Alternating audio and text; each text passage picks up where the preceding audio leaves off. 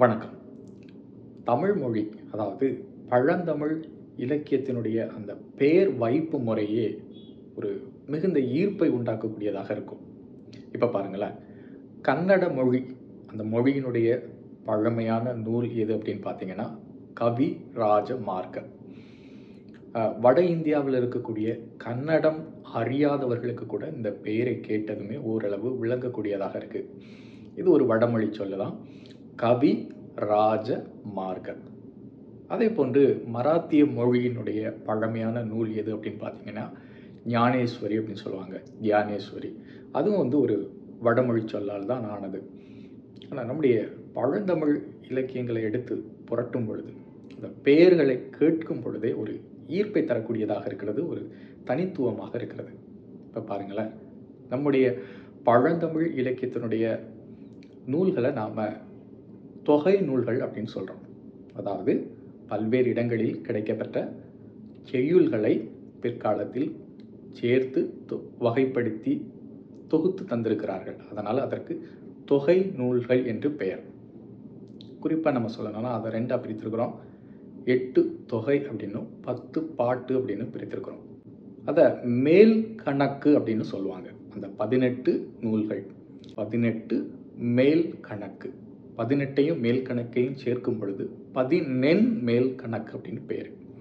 அந்த பெயர்கள்லாம் ரொம்ப இனிமையாக இருக்கும். அதே போன்று இந்த அறநெறி நூல்கள், திருக்குறள், நாலடியார், நான்மணி கடிகை போன்ற அறநெறி நூல்கள் ஒரு 18. அதை நாம் கீழ்கணக்கு அப்படின்னு சொல்கிறோம். அந்த 18ஐயும் அந்த கீழ்கணக்கையும் இணைக்கும் பொழுது 14 கீழ்கணக்கு என்று அதற்கு பெயர். இவ்வாறு தொகுக்கப்பட்ட அந்த தொகை நூல்களினுடைய பெயர் வைப்பு முறையே ஒரு தனித்துவமானது அப்படின்னு சொல்லலாம். இந்த பெயர்களை பாருங்கள், அந்த தொகை நூல்களை. குறுந்தொகை, இந்த தொகை குறுகிய தொகை, குறுந்தொகை. ஐங்குறு நூறு, ஒரு 500 குறுகிய 100, ஐங்குறு 100. பதிற்று 10, புறத்தை பற்றி பேசுவதனால் புறநானூறு, அகத்தை பற்றி பேசுவதனால் அகநானூறு. இந்த பெயர்கள்லாம் கேட்கும் பொழுதே ஒரு ஈர்ப்பை தரக்கூடியதாக இருக்குது. அது மட்டும் இல்லை, அந்த 10 பாட்டில் இருக்கக்கூடிய பெயர்களை பாருங்கள். பொருணராற்றுப்படை, பெரும்பானாற்றுப்படை, இருபானாற்றுப்படை, மலைப்படு கடாம். இன்னொரு பேர் எனக்கு விருப்பமான பேர், இதை கேட்கும் பொழுதே மனதுக்கு ஓப்பை தருகிறது, நெடுநல் வாடை. நெடுநல் வாடை. பொதுவாக அந்த வாடை காற்று வடக்கிருந்து வீசக்கூடியது. இந்த வாடை காற்று ஆகாது அப்படின்னு சொல்லுவாங்க. ஆனால் இந்த வாடை நீண்ட பொழுது தொடர்கிறது. அதனால் அது நெடுவாடை. அந்த வாடை தலைவனுக்கும் தலைவிக்கும் மிகுந்த உவப்பானதாக இருக்கிறது, விருப்பமானதாக இருக்கிறது. அதனால் அது நல்ல வாடை, நல் வாடை, நெடு நல் வாடை. என்ன அழகு! இந்த பெயரை கேட்கும் பொழுதே ஒரு ஈர்ப்பு தருகிறது. எங்கள் ஊர்லலாம் யாரும் குளிர்காற்று வீசுது அப்படின்னு சொல்ல மாட்டாங்க, வாடை அடிக்குது அப்படிம்பாங்க. வாடை அடிக்குது அப்படின்னா குளிர்ந்த காற்று வீசுகிறது என்று பொருள். அதே போன்று குளிர் தாங்க முடியலை அப்படின்னு யாரும் சொல்ல மாட்டாங்க, வாடை விரைக்கி, வாடை வரையல் தாங்க முடியலை அப்படின்னு தான் சொல்லுவாங்க. இப்போ நம்ம தொலைக்காட்சியில் நமக்கு இப்படி தான் சொல்லப்படும்.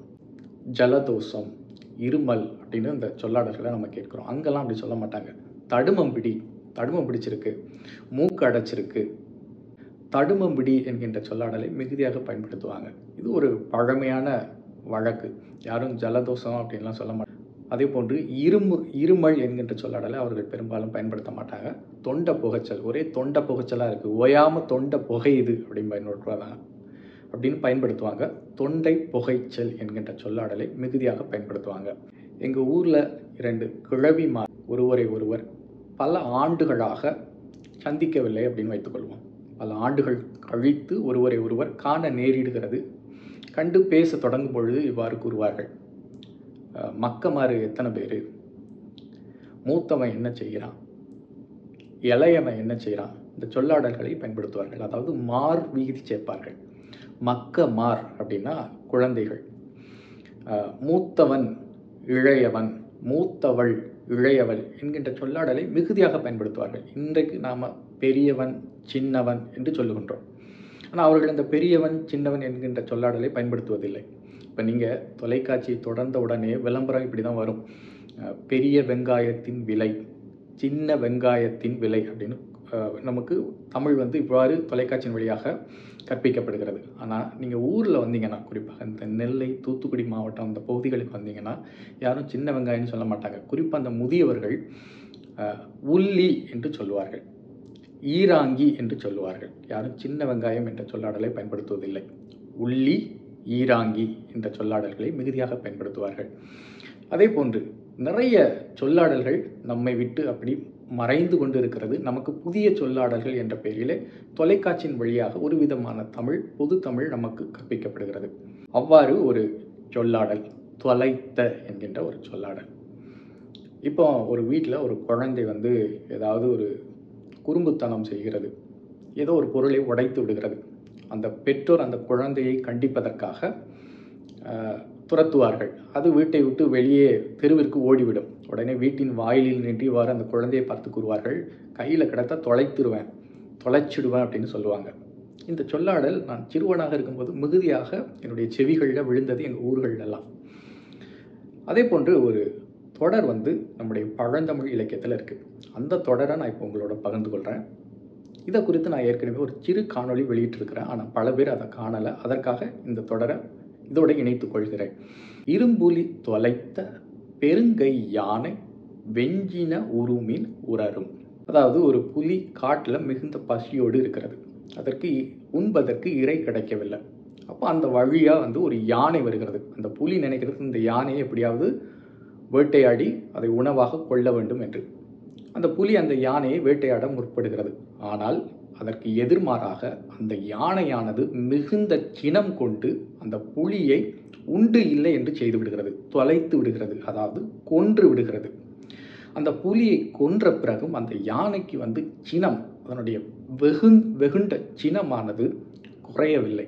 அது அன்று இரவு முழுவதும் அந்த காட்டிற்குள் அங்கும் இங்கும் அலைந்து திரிந்து எழுப்புகின்ற அந்த ஒலி இரைச்சலானது கார் முகில் கூட்டம் வந்து மழை பொழிவதற்கு முன்பு வானத்தில் எவ்வாறு ஒன்றை ஒன்று முட்டி மோதி கொள்ளும் பொழுது எழுகின்ற இடி முழக்கத்தை போன்று இருந்தது என்று இதற்கு பொருள்.